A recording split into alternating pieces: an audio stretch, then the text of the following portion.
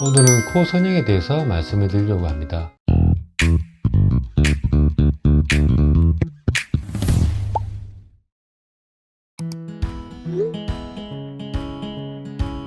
일단 남성 코와 이제 여성분 코는 이제 모양이 다르죠, 그죠? 일단 남자분들은 좀 약간 직선적인 라인을 원하고, 여성분들은 이제 약간 직반버선이나 반버선 같은 약간 이제 코끝이 좀 더 올라와 있는 그런 모양을 원하거든요. 근데 그건 기본적으로 남녀의 차이가 있는 거고, 옛날에는 코끝을 많이 올리고 좀 화려한 코를 원했다면 요즘은 약간 그렇게까지 화려하지 않은데 좀 자연스러운 이제 코를 원하는 그런 트렌드로 바뀌고 있거든요. 옛날에는 반버선 같은 좀 화려한 코를 원했다면 요즘은 좀 자기 얼굴에 맞게 본인 얼굴과 어울리게 좀 자연스러우면서도 여성적으로 보이는 그런 약간 직반버선 코를 원하는 경향이 있습니다. 요즘 트렌드는 너무 과도하고 화려하고 그런 것보다는 좀 자연스러우면서 한 듯 안 한 듯 그런 이제 성향이 주가 되는 것 같습니다.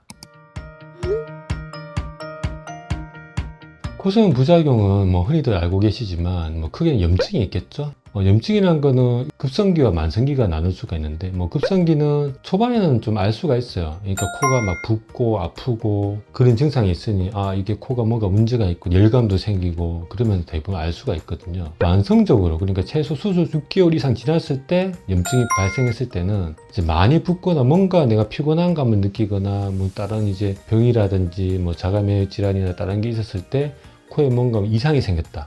그럼 조금이라도 이상하면 병원으로 오시면 수술을 하는 의사라면 알 수 있거든요. 또 우리가 이제 구축이라고 이제 코끝이 확 이렇게 들리고 찝혀 보이는 그런 구축 현상이 있고, 보통 구축은 이제 실리콘이나 이제 콧대에 이제 다른 이제 이물질을 넣었을 때 발생하는 경우가 상당히 많습니다. 우리가 콧대에 이제 실리콘이나 고테스나 다른 물질을 넣지 않고 자가연골만 이제 콧구만 사용한 경우는 구축이 일어나지 않아요. 그럼 구축이 어떻게 발생하냐? 우리가 수술을 하게 되면 외부에서 물질이 들어가면 이제 흉터살이 생기잖아요. 흉터살이 생기는 게 면역 반응도 되고 이물 반응도 생길 수가 있는데, 그 반응이 과도하게 발생하면 흉터살이 두꺼워지겠죠. 두꺼워지면 이 부분이 조여지게 되거든요. 조여지게 되면은 이게 이 조여짐에 따라서 이게 끝이 이렇게 들려버리는 거예요.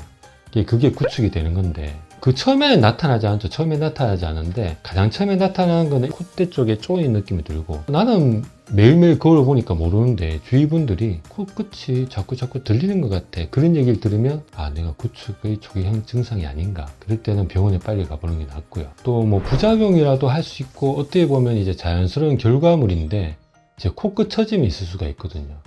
이게 자연스러운 결과물이라고 얘기 드린 이유가, 수술을 하든 안 하든 우리가 나이가 들고 하면 이제 코끝은 살짝 떨어지기 마련입니다. 그렇지만 그게 본인의 이제 처음 수술한 것과 그 모양이 너무 과도하게 떨어져 버리면 그거는 환자분 입장에서는 부작용이 될 수밖에 없거든요. 그리고 아까 얘기 드린 대로 뭐 구축이 오든 염증이 생기든 그게 치료를 하지 않더라도 잠시 이제 나타났다가 좀 까라는 경우가 있거든요. 그런 경우는 어떤 현상이 나타나면 이 코끝이나 콧대의 위치가 바뀌게 돼요. 바뀌게 되면 이렇게 코에 이제 실리콘이나 이제 이 콧대에 넣은 물질을 이렇게 눌러보면 이 부분이 옛날과 다르게 뭔가 뜬다거나, 아니면은 이 위치가 이동되면서 연골과 이제 실리콘 사이에 이제 간격이 갑자기 느껴진다거나, 아니면 모양이 좀 뭔가 좀 이상하다, 바뀐 것 같다, 그런 경우는 부작용이 발생했다고 이제 생각할 수가 있겠죠.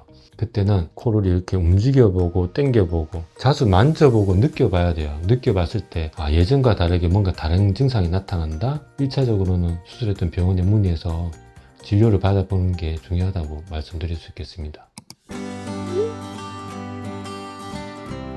자, 코 선형에 쓰이는 연골은 크게 귀연골이 있고, 또 코 안에 있는 비중격이라는 게 있고, 또 늑연골이 있잖아요. 그럼 각각의 장단점이 있단 말이에요. 일단 가장 많이 사용하는 귀연골 같은 경우에는 이 귀연골 자체는 되게 부드럽고 두께감이 좀 있어요, 비중격에 비해서. 그러면은 피부가 너무 얇거나 이런 분들은 이 귀연골을 써서 이제 사용할 경우에 좀 자연스러운 느낌을 줄 수가 있다, 그런 장점이 있고, 또 한편으로는 또 우리가 귀가 양쪽이 두 개잖아요, 그죠? 그러니까 이미 한 분이 뭐 하나를 쓰고 재수할 때도 반대쪽 쓸 수가 있고, 또 양이 좀 풍부한 경우가 있다, 그런 경우는 귀연골이 낫고요. 이제 단점은 코끝을 올리는데 이제 강한 힘을 필요할 때가 있거든요. 그런 경우는 이 부드러운 귀연골은 좀 코끝 처짐이 좀 생길 수가 있어요. 그런 경우는 좀 더 단단한 연골이 코끝 처짐에는 좀 좀 유리한 면이 있어서 그거에 대한 단점이 있습니다. 그리고 비중격 연골이 있는데요. 비중격 연골은 이제 귀연골에 비해서 이제 장점은 튼튼하다는 거죠. 좀 단단하고. 그래서 이 튼튼한 연골을 이제 코끝 처짐이 심하거나 코끝을 많이 올리고자 할 때는 이 비중격 연골이 이제 유리한 면이 있습니다. 근데 한계점은 있어요. 이전에 뭐 비용수술이라든지 뭐 아니면 다쳤다거나 그런 걸로 인해서 이 안에 비중격을 사용을 못하는 경우가 있거든요. 아니면 선천적으로 이분은 비중격이 되게 작다. 그런 경우는 비중격을 사용하지 못하겠죠. 그리고 비중격은 좀 더 단단하기 때문에 코끝을 많이 올리려고 코끝에 이제 많이 쌓게 되면 이게 비칠 가능성이 많거든요.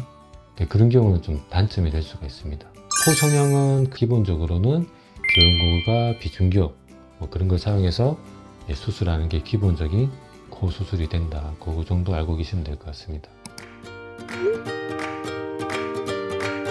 코성형 흉터에서 가장 많이 이제 말씀하시는 부분들은 이 코 기둥의 절개 부분을 말씀드릴 수 있겠는데요. 코 수술할 때 개방용을 할 경우에는 코 안으로 들어가서 기둥을 하고 코 안으로 해서 이렇게 절개가 들어가게 되고, 그리고 이 중간 부분 기둥이 어떤 이제 수술자의 이제 역량에 의해서 이제 다양하게 흉터가 나타날 수는 있어요. 경험 있는 분이 이제 수술하셨으면 흉터는 거의 안 보이게 되고요. 근데 뭐 재수술을 여러 번 했던 환자일 수도 있고, 이 안에 절개를 하고 박리가 들어갈 때 안에 조직을 많이 건드려서 함몰령이 생기는 경우가 있거든요. 그런 경우는 좀 흉터가 좀 보일 수는 있지만 대개의 경우는 잘 상처가 치유되면 크게 문제가 되지는 않습니다. 그리고 이제 귀 같은 경우는 우리가 귀 연골을 채취할 때 이제 귀 앞쪽으로 절개를 넣거나 아니면 귀 뒤로 절개를 하게 되는데, 저 같은 경우는 이제 앞쪽 절개를 많이 하게 되는데 그런 흉터가 눈에 심각해 보일 만큼 도드라져거나 그런 경우는 잘 없습니다. 코 성형의 안정성을 말씀드리면 두 가지로 나눌 수가 있는데요. 하나는 마취의 안정성과 두 번째는 이제 수술 자체의 안정성입니다. 코 성형 같은 경우에는 뭐 수면 마취를 한다든가 전신 마취를 하는 경우는 잘 없거든요. 우리가 수면 마취를 했을 때 숨은 입과 코로 쉬게 되겠죠. 근데 우리가 코를 수술하게 되니 대부분 호흡은 입에 의지가 하게 되는데, 그렇다고 얼굴 수술하면 또 마취를 깊게 해야 되니까 그런 숨은 마취를 깊게 해야 되는 그런 불안전성이 있겠지만은 대개의 경우는 그렇게 위험하진 않고요. 그러면 코 성형이 일반적으로 눈 성형보다 안전하지 않다고 느끼는 이유는 뭘까요? 그거는 이제 과거에 코 성형 자체가 이제 수술 자체 방법이 달랐기 때문입니다. 15년 전, 20년 전에 기본적인 건 뭐냐면 동양 사람은 콧대가 낮잖아요. 그러니까 코를 많이 올린 거에 이제 일순위에 뒀단 말이에요. 그때 당시에는 우리가 이제 연골을 사용해서 코끝을 올리거나 그런 개념이 없었어요. 단지 실리콘을 가지고 코 끝에서부터 전체적으로 실리콘을 넣는 거에 기반을 뒀다는 거죠. 그때는 실리콘도 지금처럼 부드러운 실리콘, 딱딱한 실리콘 이런 것도, 아니면 규격화되는 실리콘, 우리 의료용으로 실리콘을 허가받거나 그런 기준이 없었단 말이에요. 그런 기준이 없었기 때문에 이 실리콘을 뭐 허가받지 않고 이제 인정되지 않은 실리콘을 쓰다 보니 그런 실리콘을 넣었을 때 세월이 흐르고 부작용이 생기고 실리콘이 비치고 염증이 잘 생기고 구축도 잘하고 그런 경우가 많았기 때문에, 그런 것 때문에 사람들이 실리콘 코 수술을 하면 좀 안전성이 떨어지지 않거나 그런 생각을 많이 하게 됐고요. 또 두 번째는 얼마 전인가 실리콘을 10년마다 교체해라 이런 이제 기사를 보고 왔다는 분도 되게 많았거든요. 가슴 성형을 하고 그 실리콘이 문제가 됐을 때 이제 10년마다 교체를 해라. 옛날에 식염수백입니다. 식염수백이 그런 의견을 보고 그러면 같은 실리콘이니까 코에서는 실리콘도 10년마다 교체해야 되는 거 아니에요? 이런 질문도 아직까지도 하시는 분들이 있거든요. 그래서 그건 아니다. 한번 수술하면 평생 가는 거다. 그래서 현재는 코끝은 대부분 병원에서는 자가연골을 수술하기 때문에 그런 과거에 겪었던 그런 부작용들이 현저하게 줄었다는 거죠. 너무 크게 걱정은 안 해도 될 것 같습니다. 제가 항상 강조한 게 뭐냐면 텐션이라는 걸 되게 강조를 하거든요. 본인 환자에 따라서 가지고 있는 피부의 늘어남이라든지 한계라는 게 있다. 그런 한계를 정확하게 알고 수술해야지 나중에 부작용이 적게 됩니다. 그래서 상담을 여러 군데 받아보시고 내 한계에 대해서 정확하게 설명해 줄 수 있는 그런 원장님한테 가서 안전한 수술, 결과에 만족하는 수술을 하시길 부탁드립니다. 감사합니다. 리오 성형외과 이태원 원장이었습니다.